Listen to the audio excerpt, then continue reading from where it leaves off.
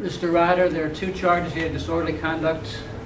Are they separate, or are they? Actually, one should have been null pros, Your Honor. There should be one disorderly conduct that is signed by me. Dated 5/29? Correct. Okay, and the other one will be null pros? Yes. All right, I'll just mark that dismissed. And there's a false report charge? That will also be dismissed.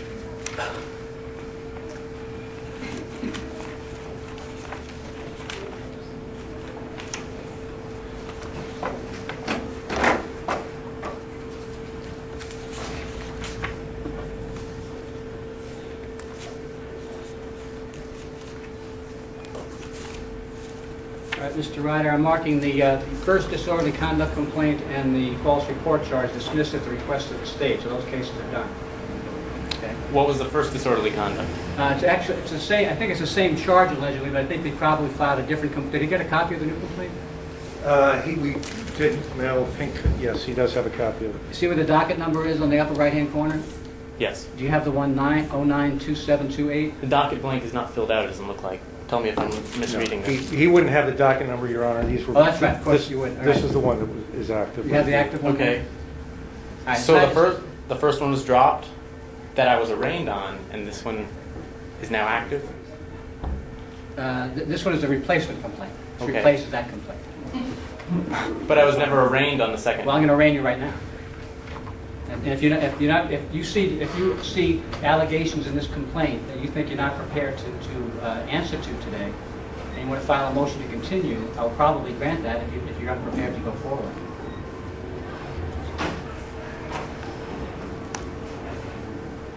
Go ahead. Do you want to read it, or?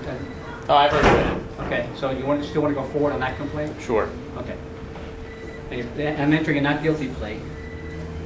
And the procedure is the state has the burden to prove the case beyond a reasonable doubt. And they're gonna, how many witnesses do you have? Just one, Your Honor. All right, there'll be a witness who'll come up here and be sworn in, give his testimony. And once he's done with his testimony, you can ask questions that you have. As long as they're relevant to the case, you'll be allowed to ask them and you'll be expected to answer them. Once he's done testifying and the state rests, if you had a motion that you wanted to file of a legal nature, you could do that. If you didn't have any motions, obviously you're not required to file any.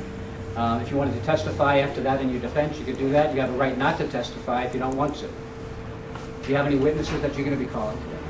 Yes. Okay, how many do you have? 3, including myself, may be called. Okay, and are they all present as far as you know? I'm not sure. Well, we need to know because the state may want us to question them. Well, the state has a list of my attended witnesses already. I know, but we need to know who's here and who isn't. I know if the state has a request. We're not here. Mr. Ryder? Sorry. I didn't say you're sequestering. I don't know. The state may not care. Okay. I would like the witnesses sequestered. Okay. All right. So the witnesses will be sequestered. Sergeant Rivera, is he your witness? He's my one and only witness. All right. So he'll be sequestered once he gives his testimony. Correct. Okay. Here we have, please, sir. All right. So who else? Take the hat off in the back, please. Can I raise an objection on my constitutional right? Yeah. Why don't you go out and file a motion? I'll take a look at it. Sure. No, you know what? I don't think I will. I think I'd rather just wear my hat, please. I have a right from the. All right. Just have a seat. We'll deal with it later. Thank you. Just have a seat. All right. Who else is your witness? Patrick Shields. All right. Is Patrick Shields present? I saw him earlier. I don't know if he's in the room. Okay. And who else? Myself. All right. So I just want to make sure that all the witnesses will be sequestered. That's all. All right. You obviously can stay for the whole proceeding. There is a court rule. You have to stand up when you address the court. We're going to enforce that rule as far as being a litigant here is concerned. All right. Go ahead. Call Sergeant Rivera. Objection. Objection to what? I received notice of this witness 5 days prior to trial. District court rules require that this notice be given to me at least 14 days before trial. Can you show me your rule? Court rule 2.10c, not less than 2.10b, not less than 14 days prior to trial, the state shall provide the defendant with a list of names of witnesses, including experts and reports. Stand up when you're addressing the court. I apologize. Including experts and reports, and a list of any lab reports with copies thereof. And I have my notice, but it is dated July 22nd of this year. Therefore, this witness should not be allowed to testify against me. Is the state's response to that? It would be the witness list went out, Your Honor. I'm not, I can't speak for the day that went out. It should have gone out. The defendant certainly has known for a long time. He's never requested a witness list, nor has he requested discovery. Can you show me can you hand the bailiff the letter that you got? Yep. Do you want the district court rule as well? No, that's okay. Okay. And the court rule does not say... Actually, I don't have my rules in front of me here, so why don't you give them that too? The court rule, I take note that the court rule does not say I have to provide a request for this witness list. It is to be provided. All right, just hang on a second. You can have a seat.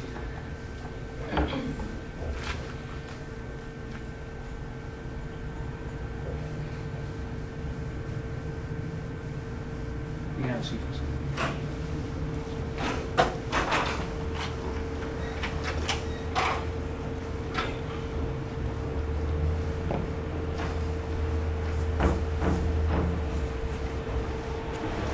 When did you actually receive the letter, Mr. Ryder? I believe it was the day after it's been dated, or the 2 days, July 23rd and July 24th.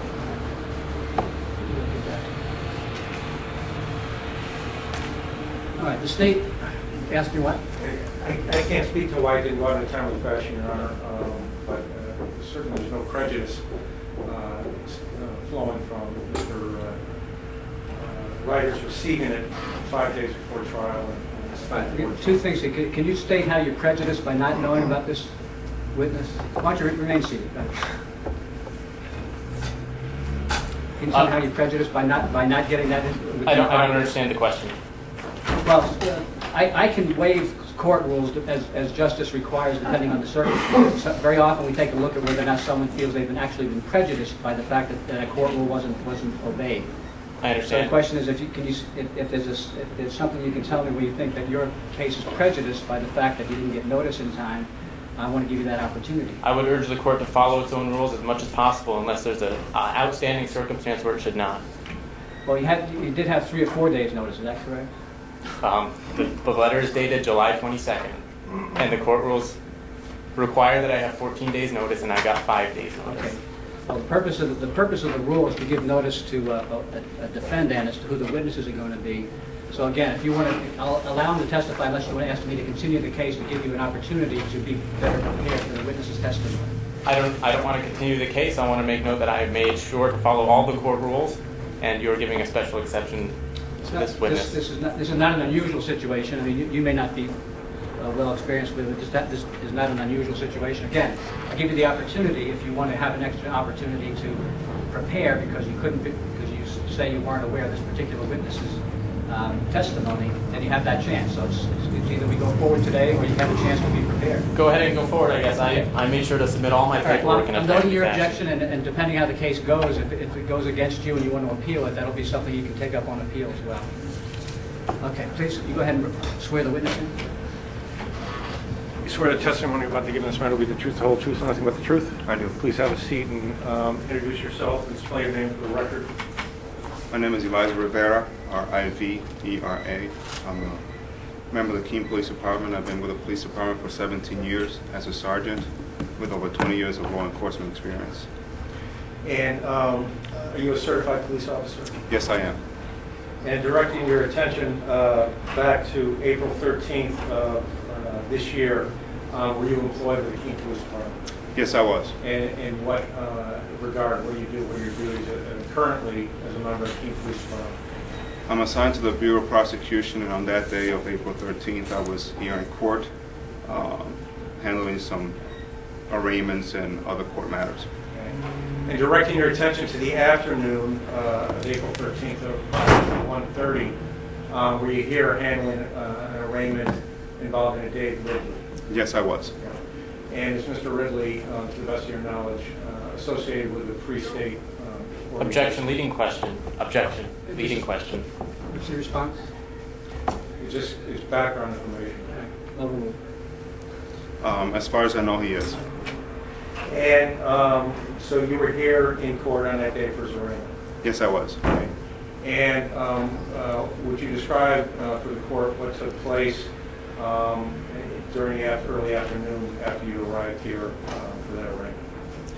I arrived at court probably around 1:15 to prepare for the arraignment for Mr. Ridley. Shortly after, I heard numerous people walking into the lobby, and then it began to get loud. Court Security Officer Lance Walton had approached an individual for a video recording in the lobby. And you know who that individual is? Yes, his name is Sammy Miller. Okay. And what transpired involving Court Security Officer Walt and Mr. Miller? In that moment, Mr. Walton was talking to Mr. Miller about he was not allowed to videotape in the lobby. That in turn became into a loud discussion between the two of them as to whether he could or could not. Mr. Miller refused to turn his video camera off, and eventually was placed on arrest for not turning his camera off. And what happened after Mr. Miller was placed under arrest? Some of the group that was with him became very loud, demanding as to why was Mr. Miller arrested. We were hurting him, we were arresting him without cause, and so on.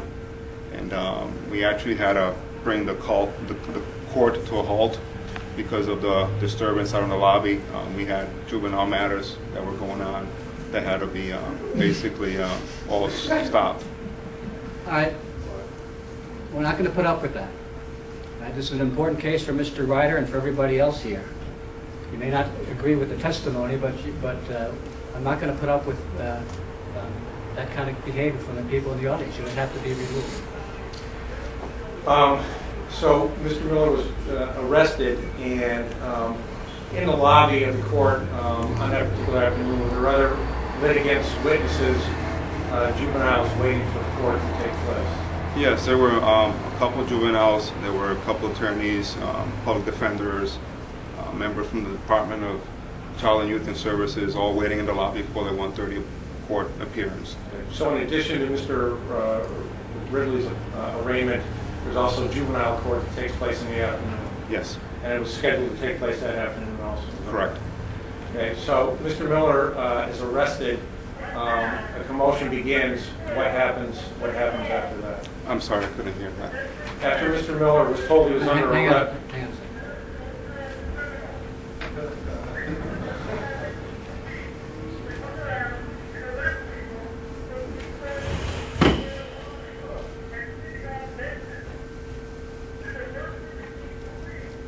Can you still hear over that? Yes. Okay. After Mr. Miller was arrested, the commotion took place. What happened after that?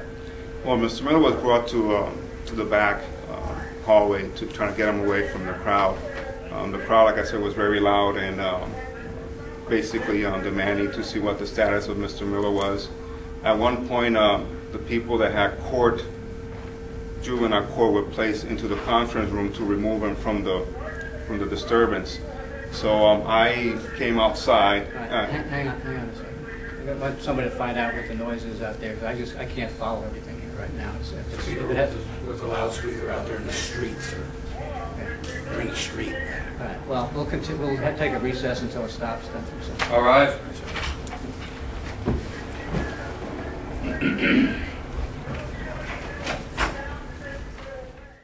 All right. Thank you. Have a seat.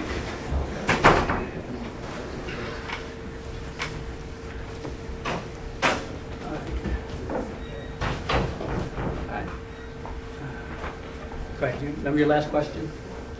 Rebecca? Yes, sir.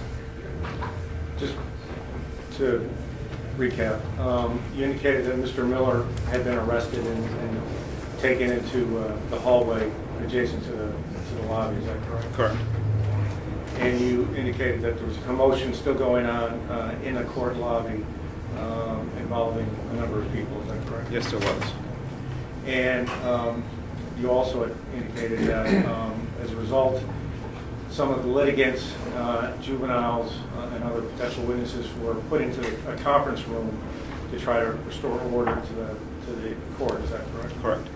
And after this was going on, did you come out to the lobby and address people in the lobby?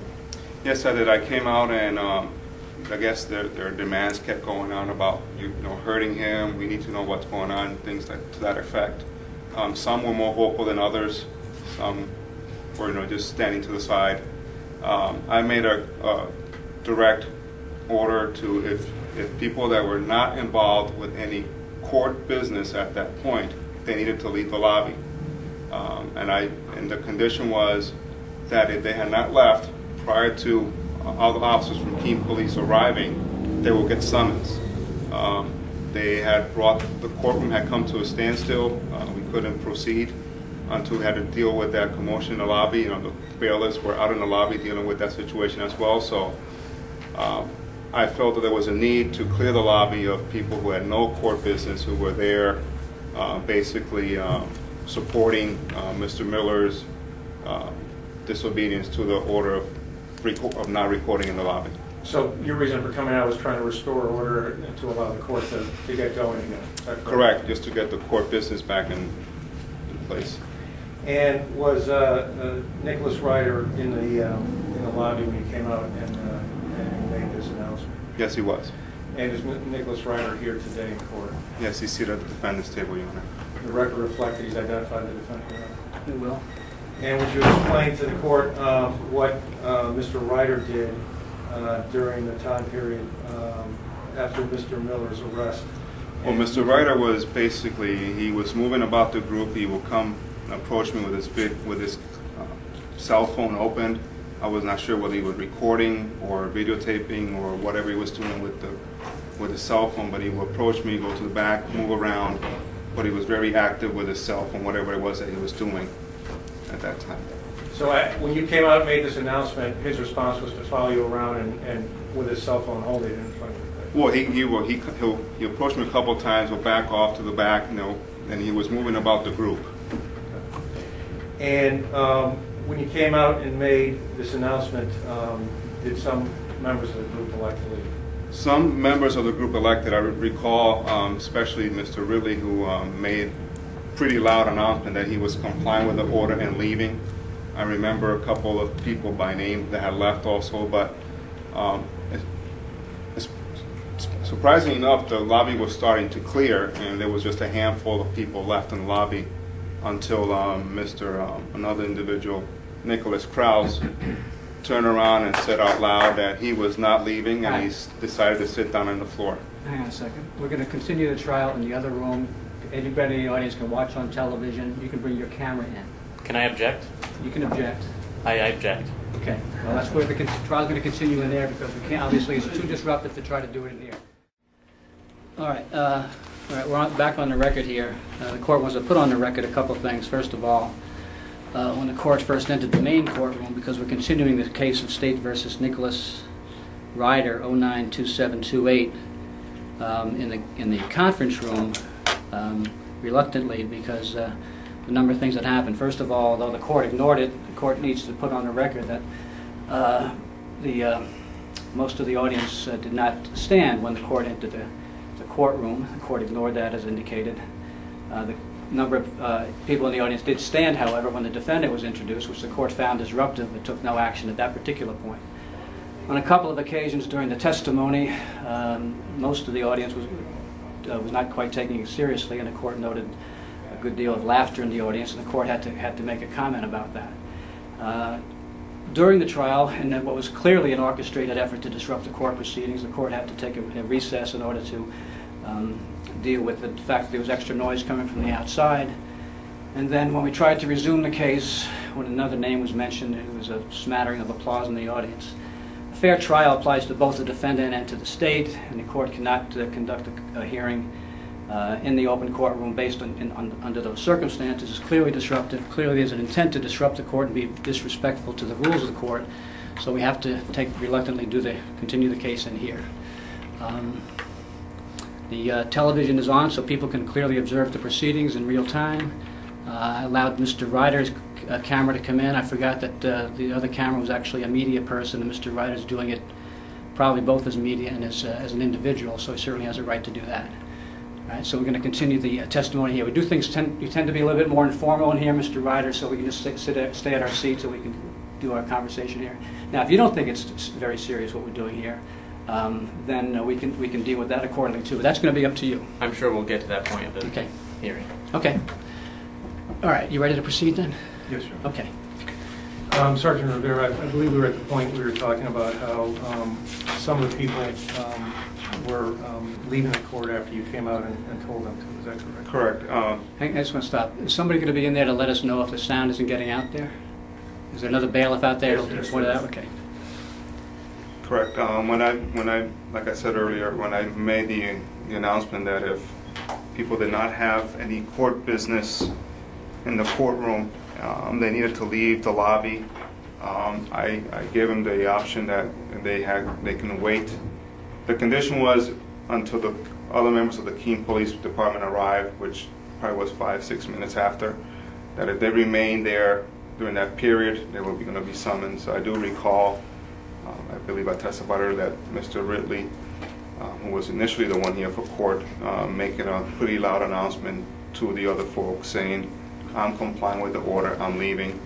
And following him was Mr. Ian Bernard, also left. And some others just mingled out and left. And did Mr. Kraus make a statement at that point that he was staying? Yes, he did. When, as people were leaving, he actually looked around and was standing almost in the middle of the lobby and made a... This is Mr. Ridley's case, right? Right, correct. In a pretty loud enough that the other members can hear. He said he's not complying with he's not leaving, and sat on the floor. And I believe you testified earlier that when Mr. Ridley made his announcement, things were actually starting to come back under control and people were starting to leave. Correct. Okay. And then after Mr. Kraus made his statement, what actions, if any, did Mr. Ryder engage in at that point? Well, some members basically stopped their exit and basically turned around to watch what Mr. Kraus was doing. I'd ignore him. He sat there for a couple minutes, then he stood up, and I repeated myself, you know, if you don't leave by the time the police arrives, you're going to get a summons. By the time the officers arrived, there were, I believe, 6 individuals still left in the lobby. And what was Mr. Ryder doing? Was he still in the lobby at this point? Yes, he was in the lobby, somewhere close to the elevator, still with his camera, video, and his cell phone in my direction. And was he at any point following you around or asking questions? Well, I didn't move around. I just remained there. Like I said, he had, throughout the disturbance, he had kind of mingled with the crowd, move away. He'll come up to me, he'll mingle back out. So he was moving throughout the lobby. And at some point, did the Keene Police, did additional officers show up? Yes, they did. Okay. And what happened when the additional officers showed up? When the officers arrived, I made it clear. I said, you know, I made it very clear if you were still here by the time the officers arrived, and you're going to get a summons. So I pointed every individual that I had identified that was part of the group, and Mr. Ryder was one. And after the remainder of the group was left the courthouse, either on their own volition or in the custody of the Keene Police Department, was court able to then resume its afternoon docket? I would say by the time we were clear, I guess, and because the commotion then went down to the streets where we had to deal with them at the street in front of the city hall. I'm not sure exactly when after that the court started, because I was in the lobby. But clearly, based on your observations of what was going on, the actions of people involved, including Mr. Ryder, caused the court's afternoon session to be delayed. Correct. I have no further questions. Okay, Mr. Ryder, as I indicated at the outset, if you have questions for Sergeant Rivera, you can ask them now. You're not obligated to ask questions if you don't want to, but it's up to you. Mr. Rivera, assuming since you mentioned the elevator that we indicated the elevator is down here, would you consider this? Okay, you need tape record so no one knows what you're talking about there. Why don't you just make a reference to it so the record shows what you... Okay, I have a whiteboard here with black marks on it. Would you consider this an accurate representation of the overhead view of the lobby, considering that this is the entrance to court is this way, to the restrooms would be this way, and the conference room where we are now being held is here? I would say represents the diagram of the altar. It's not accurate, it's not to scale, but it represents. No, it's not to scale. Correct. But if you were to... That's acceptable. Okay, thank you.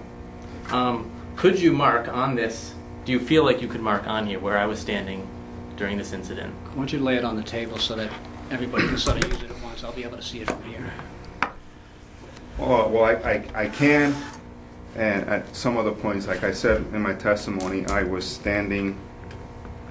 There was a couple of myself here and a couple of other bailiffs, since Mr. Miller was in this room. Okay. Why don't you use red for yourself Okay. and a different color for the defendant? All right, I will. I mean, you don't have to do it that way. It's just a good way to understand it. That's all. When I gave my command, I was standing somewhere in the store while the incident was going on in here with Mr. Miller.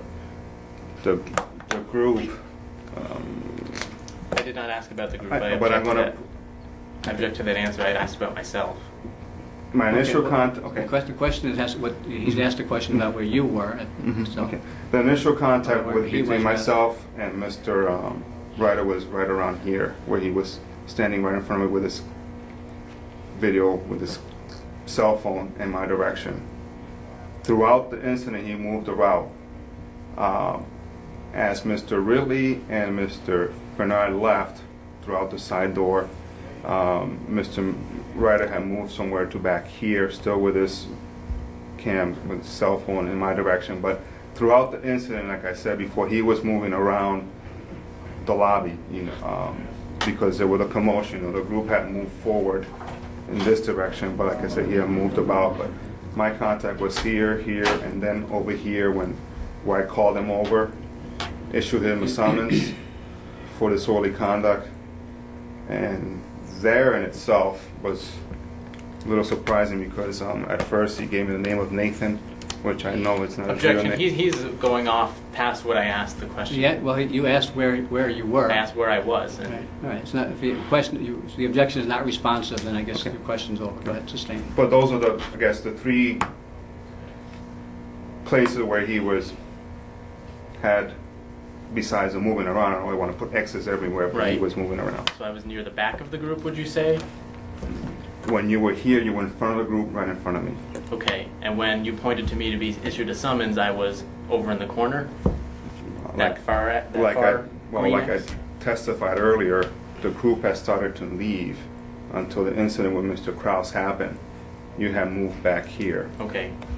Where would you consider, maybe perhaps you can use blue for this, where would you consider someone coming into the court to conduct normal business? Where would that person walk from, to, etc.? Because that lobby is so small, I would consider the whole entire area as part of the courtroom because it's such small and there's no designation. It's just so small. It looks big here, but it's pretty small. So a person who comes out elevator, it's almost on top of people already waiting here for the courtroom. If you put 40 people in this, it's just too much. Okay, well, I'm only one person. I'd like to make note of that. But someone would walk from the elevator to the clerk's office to do official business? Or to the court to do official business, which would be somewhat a diagonal line from there to here? They can walk from whatever way they came in, I guess from the stairs and whatever. They might be going just to a bench to wait to be called. They might be going straight to the courtroom. People have different business. They might go across to the assessing. So the main entrance and exit is the side stairwells and the elevator. Okay. Would you say I was committing disorderly conduct by standing in that lobby there? By standing in the lobby? Yes. I don't know. I would say you were committing disorderly conduct by engaging in the conduct of the whole group by not leaving the... How do you define engaging in the conduct of the whole group? Because you testified, I apologize to add to the question, but you testified earlier that people were making noises. Did you see me making noises?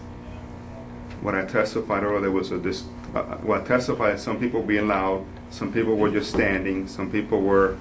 Your particular involvement was you were engaged with the cell phone within the group. You were pretty clearly involved with the group because when Mr. Miller was moving to the conference room, you were one of the ones who approached the front where we were blocking this one door. So it's clear to me that your sole purpose was you were there with the group. So I cannot say that you individually as a group as a whole, some were more involved, some were not. Do you have photographic or video or audio evidence that I approached this doorway to be part of the group? We did not record, but there were several of your members recording, so... Do you have that evidence? I don't have it. Okay.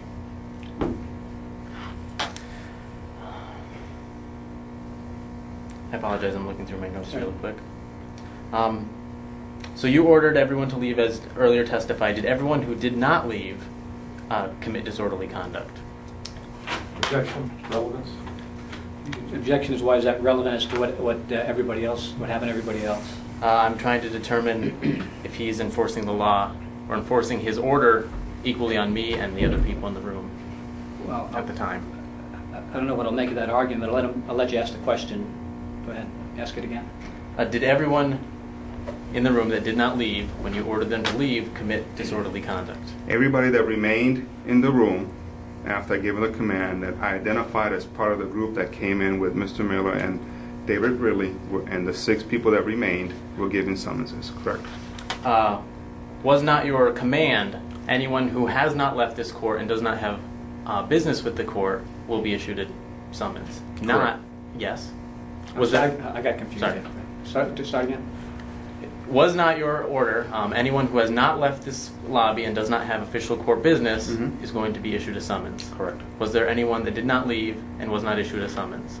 There was one person who did not leave that was not issued a summons. Who was that person? That was the press from the Keene Sentinel, Why was she not issued a summons? because I knew she was not with the group. Okay, what was she doing at the time? She was engaged in press. Which And she is means, a credentialed Keene Sentinel reporter.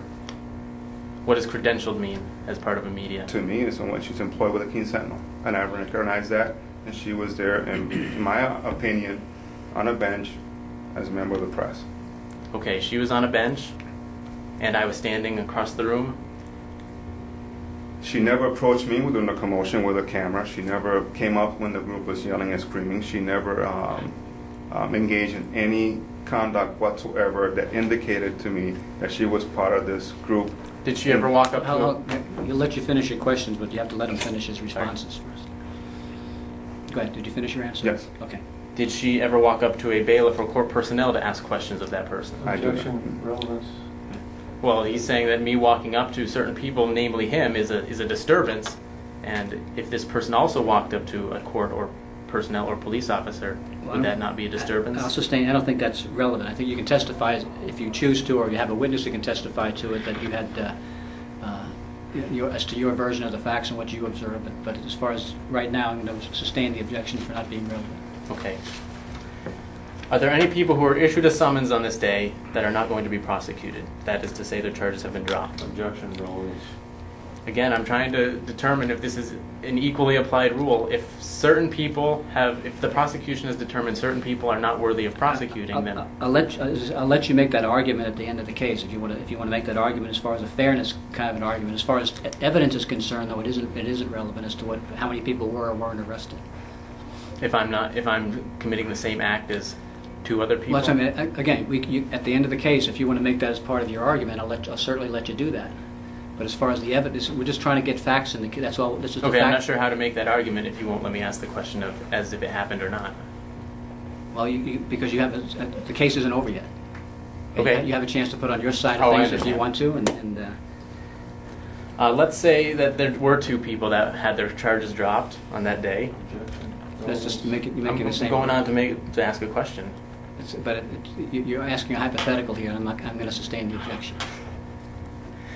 Do you have evidence that I was recording when I was walking around with my phone?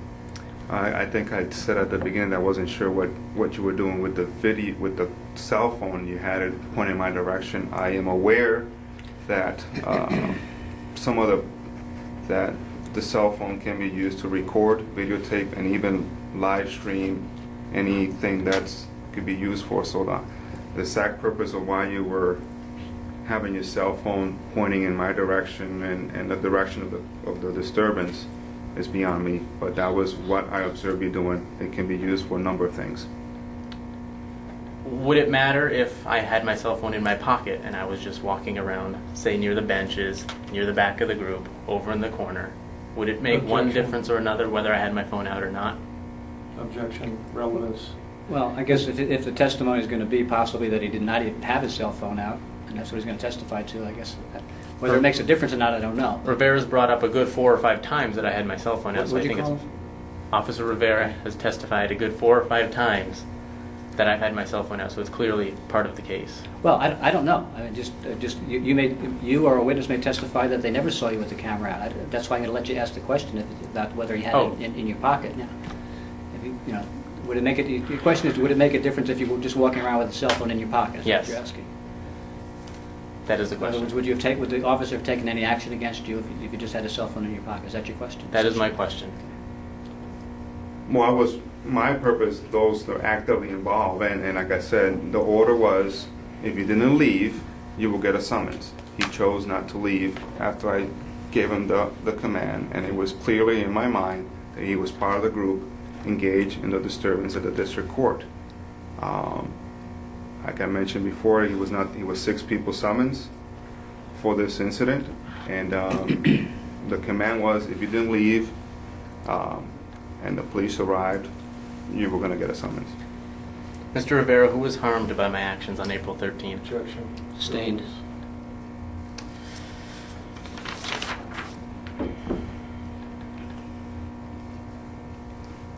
Mr. Rivera, who was the subject of the disorderly conduct I'm being accused of? Objection. Relevance. I guess I don't understand the question. Court ruling State versus Murray, 1992, says that a person other than the officer needs to be a subject of disorderly conduct for it to be an arrestable offense. That was charged under a different section of the statute, Your Honor. It's completely irrelevant to the statute that he's being charged with, the provision of the statute he's being charged with. Do you have a response to that? No.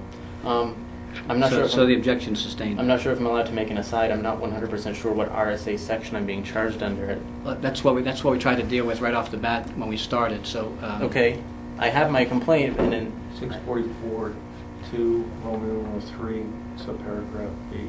B. It's written on the complaint. Correct. do you have the entire statute in front of you? All the provisions? I do. Okay. It's just the B is a little illegible. I didn't know if that was an A or a B. Okay, I mean, you do have the whole statute there? I do. Okay.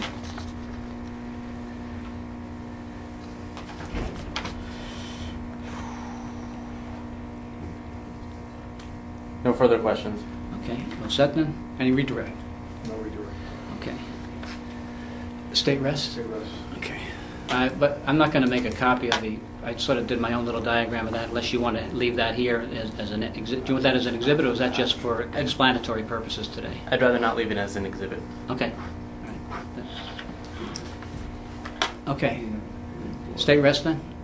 Yes. Okay, state rest. This is your chance if you want to make any legal motions at this. I'm sorry. I'm sorry. Legal motions at this stage of the proceeding. You can make a legal motion. It's up to you. If not, then if you want to put on witnesses or evidence, you can do that. I move to dismiss this case. I don't feel that any evidence has been presented against me that I engaged in any of the actions said here, as well as the fact that 2 similar cases have been dropped in the last week of people who were admittedly acting quietly in the lobby. And Officer Rivera has not said anything about me making any loud noises, making any disruptive actions. Only that I was part of a group. That's the only claim he's made. All right. The test at this stage of the proceedings, that is when we're halfway through the case, is whether the evidence viewed in a light most favorable to the state would support the finding, and whether the state has proved the case, proved the elements of the case by a preponderance of the evidence. And I'm going to find that the state has carried that burden, so I'm going to deny your motion to dismiss. Now you can raise another motion to dismiss at the end of the case if you want to, and a different standard will apply at that point. Okay. Did you want to call one of your witnesses in now? Or Should I testify myself first, or It's call up a to you. witness first? It's up to you. I will testify myself first. Okay, all right. Remember, just a reminder, you don't have to if you don't want to. I will. All right, please raise your right hand. Do you swear or affirm that any testimony you give will be the truth, the whole truth, and nothing but the truth under the pain and penalty of perjury? Yes. Okay, and you are Nicholas J. Ryder? I am. Okay, go ahead. April 13th, I did arrive at the Keene District Court lobby. Upon my arrival, I was informed that, as we call him, Sam, was arrested and brought into another room. I never saw Sam that day. I went up to the lobby. I attended Dave Ridley's arraignment, and I came back out of the lobby. I went into the courtroom for Dave Ridley's arraignment, came back out of the courtroom into the lobby, at which point a bunch of people were crowding the lobby, although I didn't feel like any violent acts were about to occur. At that point, as testified, Mr. Rivera gave an order for people to clear out of the lobby, and I was, as testified, in the lobby at that time and heard that order. And I stood, I don't remember walking around towards Mr. Rivera to record him. I did call our public voicemail line to report on what was going on, but I was acting as a member of the media at that point to report what was going on in the lobby, as well as I was calling my workplace to tell them I was probably going to be late from my lunch break. As people started to clear out, I continued to stay in the back area of the lobby, maybe walking around, but not getting in anybody's way. And when the police finally arrived that Mr. Rivera said were coming, I was standing by the elevators, out of the way, near the exit to the restrooms, and Mr. Rivera pointed at, they locked the doors, said we were being detained, and Mr. Rivera pointed at me and said I needed a summons.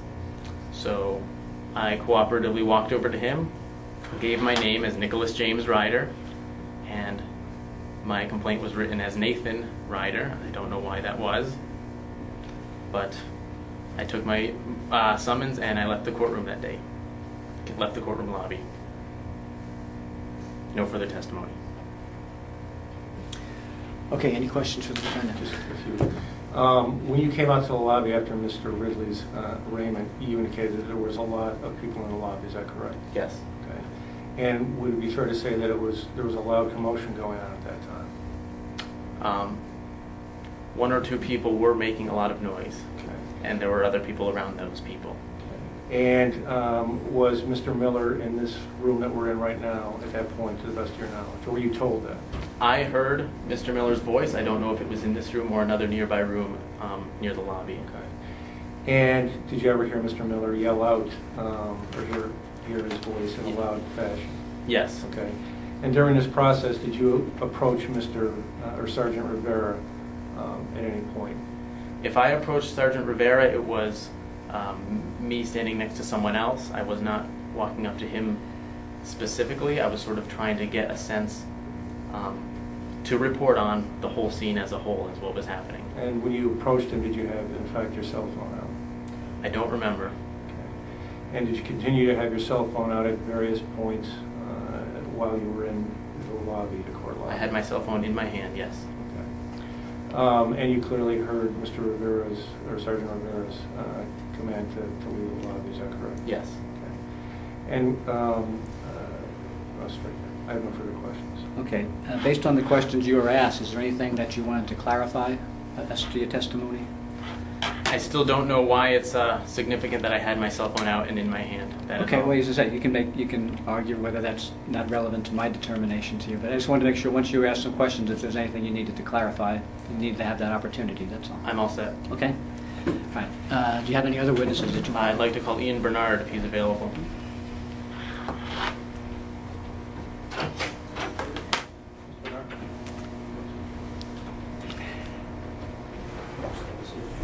Why don't you take a seat, the last seat there, please? Yeah. Please raise your right hand. Do you swear or affirm? I affirm to tell the truth. That you will, under the pain and penalty of perjury, everything you say will be the truth, the whole truth, nothing but the truth. I don't know if I want pain, but I affirm I'll Okay. tell the truth. All right. All right. And you were called as Ian Bernard. I know you used two different names, but the defendant called you as Ian Bernard. Okay. Okay. Go ahead. Mr. Bernard, going back to April 13, 2009, around 1:30 p.m., where were you? I believe I was in that room over there, the antechamber of the lobby. Did you witness anything out of the ordinary that day in the lobby? Well, Starting yes. at the beginning. At the beginning, I would say that Sam Dodson, or Sam Miller, I'm not sure how it's being referred to here, had his video camera with him and was told by the head bailiff, Lance, that he wasn't allowed to have the camera, and there was some back and forth about the sign on the wall. Sam continued to, I believe he was recording, and he was physically arrested at that point, which caused a bit of a stir. Keep going. I don't require you to keep going. After Sam was arrested, you say there was a bit of a stir. Well, Sam fell limp during the arrest so as to not assist in that process. And I guess it was after they dragged Sam out of the room that screaming began, and the folks that were out in the lobby, including myself, were very concerned about his well-being. So there was, I guess, a little bit of conflict between one of the, I think it was Kurt, and one of the bailiffs, Ron. But nothing really came of that. It kind of simmered down after that point, and we demanded that somebody be allowed back there, and no one was allowed back there to observe. And so people decided that they were going to just kind of stay in the hallway or stay in the lobby to do the best they could at observing or trying to overhear what was happening. Do you remember me there that day? Yeah, you were there. Do you remember me making any demands of the bailiffs, making any demands to see Sam, making any motions toward bailiffs or Mr. Rivera? No, I don't recall that. You're a fairly reserved personality.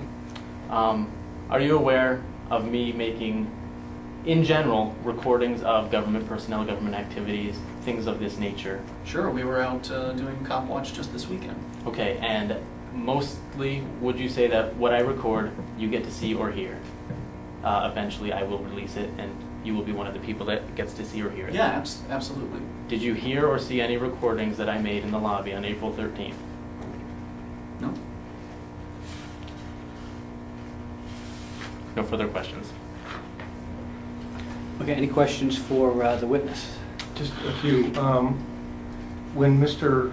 Miller came into the lobby, you actually approached him and told him that the order was not signed. Is that correct? Objection. What does this have to do with my activity in the lobby? Why is that relevant? It just goes to show his potential bias as far as how this whole thing was set up, and their concerns about Mr. Miller with regard to his actions. I think I'll sustain the objection.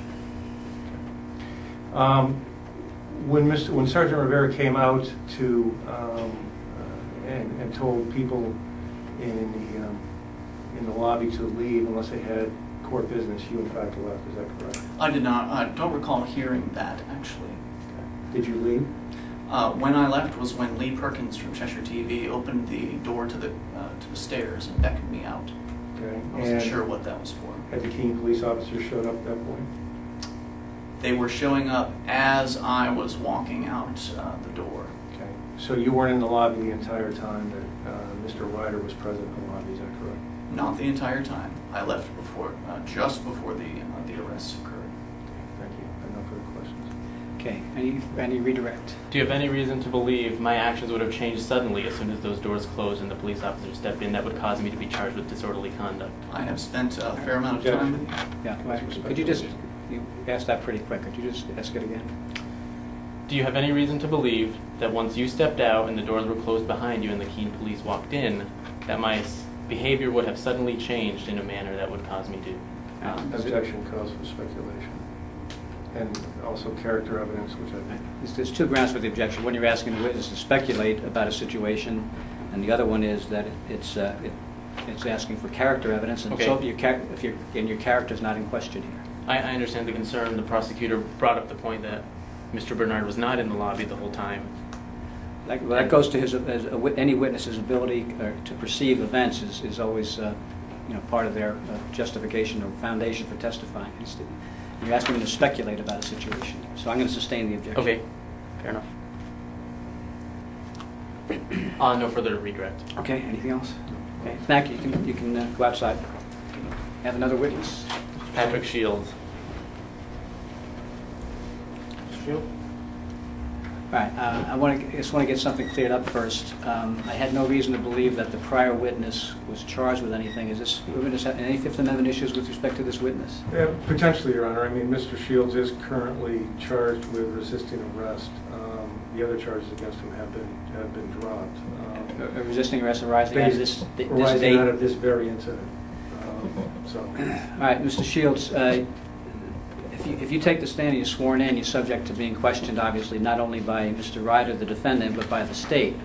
And it sounds like you have a charge pending against you in this court. You have a right, a Fifth Amendment privilege not to testify or give the state any evidence against yourself, self-incrimination. All right? Is he a Class A misdemeanor? Is it? It is currently charged as a Class A misdemeanor, Your Honor, although the state's going to move to amend it to So a you, Class B. in any event, it doesn't make any difference what the charge is, but if you have a Class A misdemeanor against you and you testify, you could be asked questions that could have an adverse impact on your own case. Do you understand? First of all, do you understand what I'm saying, what I'm talking about? Okay. And if you want to have the opportunity to talk to an attorney, maybe you've already availed yourself of an opportunity to do that. It's up to you. If you want to testify, you can. I'm not going to stop you if you want to, but you need to know that that for purposes of this case, you may be waiving certain Fifth Amendment privileges here. Okay. And you still want to go forward? Yes. I mean, do you need some time to think about that? I mean, just kind of springing this on you on short notice here. Well, it's my understanding that the charges have already been lowered to a Class B misdemeanor. That's. Well, you still have a Fifth Amendment privilege, though. I mean, Nevertheless, I'm prepared to proceed. Okay. Do you have any questions about that? No. Okay. Okay, go ahead. Oh, but hang on a second. Please raise your right hand. Do you solemnly swear or affirm that any testimony you give will be the truth, the whole truth, and nothing but the truth? Is I that said, even humanly possible? do you swear or affirm that any evidence you give will be the truth, the whole truth, and nothing but the truth? I will tell the truth to the best of my ability. I promise. Okay. All right. Good enough. Mr. Shields, going back to April 13th of this year, around 1:30 p.m., where were you? Can you say that again? Back on April 13th of this year, around 1:30 p.m., do you know where you were? Yes. Where were you? I was in the Keene District Court lobby. Did you witness anything out of the ordinary happen? I did. What was that? A individual known as Sam was recording with a video camera, and court officers took his camera and dragged him into another room. And after he was taken into the other room, did anything transpire in the lobby? Yes, although it occurred after Dave Ridley's arraignment, which was what I was there to see. Okay. And what did you see happen in the lobby? After Dave Ridley's arraignment? Yes. I saw Mr. Rivera. Just hot in here. That's all. What's that? Now, just I made a kind of a noise, but it's only, not because of your testimony. It's just because it's hot in this room. That's all. Well, for one, I heard continued screams made by the individual known as Sam, and one of the court officers, who I believe was Rivera, said at first he told people to leave. That's the first thing that happened. And then he called for backup, I think, using his cell phone. And then he said that anyone who did not have business with the court and did not leave would be forced to leave. And I think within a few seconds or a minute, he clarified and said people would be given summons if they didn't leave. About half of the people in the courtroom lobby at that time left. And myself, you, and a few other individuals stayed in the lobby, ultimately resulting in the summons or arrest of a large number of people. So, as you testified, do you remember me there? Yes. What do you remember me doing in the lobby? I remember you standing, I think, by a wall near the elevator. For the whole time? Well, you could have. Are you talking about during Sam's arrest or after Dave Ridley's arraignment? I apologize, my technician Hang is on a switching second. out a tape. Yeah, just hang on a second. We have to change the tape. I think the question was, let me clarify the question. Okay, last what I had was standing by the wall of the elevator. Is that the only place you saw you something to Okay. that effect? That recollection is from after Dave Ridley's arraignment. I don't remember where you were as Sam was getting arrested. From the moment that that Officer Rivera asked everyone to leave the room until the police officers came in, what do you remember me doing? I don't remember what you were doing for the whole time, but I remember I remember seeing you, standing near the what I would call the back of the room, which is the side where the elevator is, and that was because after a few minutes I had moved near that area myself. So I did not do anything of noteworthy that would cause you to remember, such as approaching an officer in a threatening way, yelling at an officer, anything to that nature? I noticed none of those things. No further questions. Counsel? Thank you. Did you notice Mr. Ryder ever approach Sergeant Rivera after Mr. Miller was taken into custody? I don't recall. Is it possible that in fact he approached Sergeant Rivera after Mr. Miller was taken into custody? I suppose.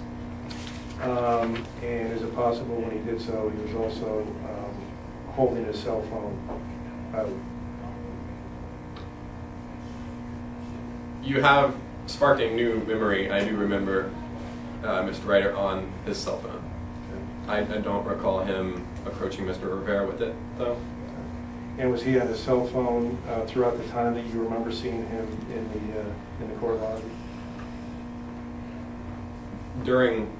For some duration in that time, yes, he was on Hang on a his cell second. phone.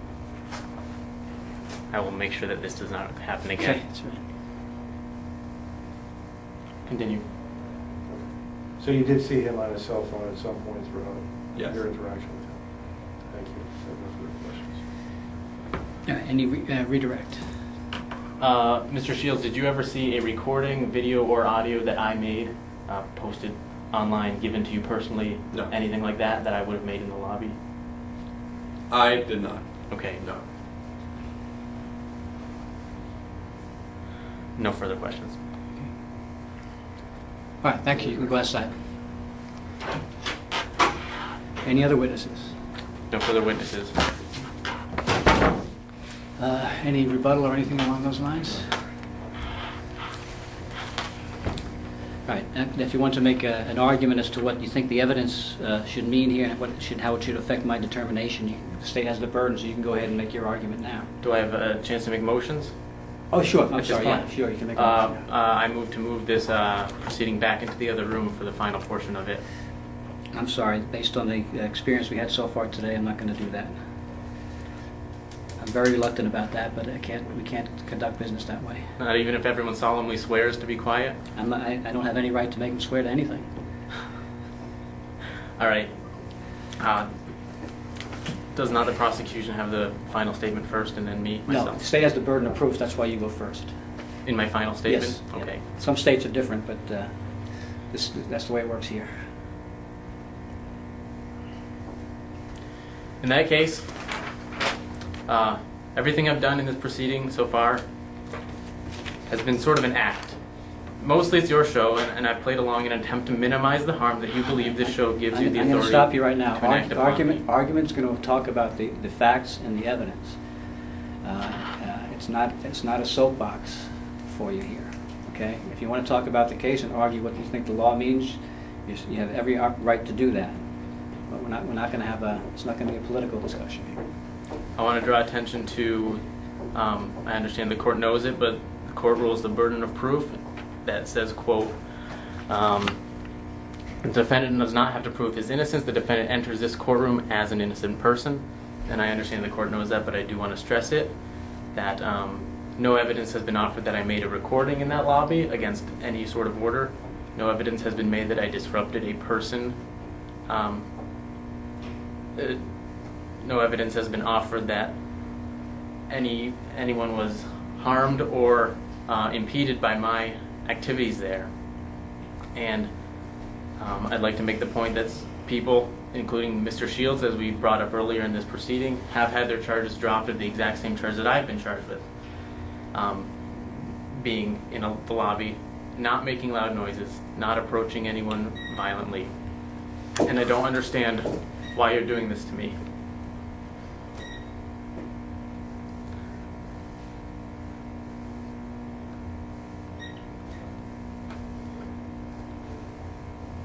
I'm not sure I can get a fair trial, as the court acts under the same name, namely the state of New Hampshire, that my very accusers do. And if found guilty, it's clearly an arbitrary ruling based on the word of an overstressed officer on one April afternoon. Pursuant to Article 10 of the New Hampshire Constitution, I will resist such a ruling I won't pay any fines. No further testimony. Okay. All right, from the state? Just briefly, Your Honor, the statute that the state is relying on says that a person would be guilty if they recklessly create a risk of a breach of the peace, public inconvenience, annoyance, or alarm by disrupting the orderly conduct of business in a public or governmental facility. Sergeant Rivera clearly testified that after Mr. Miller's arrest, there was loud commotion. He came out, directed people that didn't have business with the court to leave.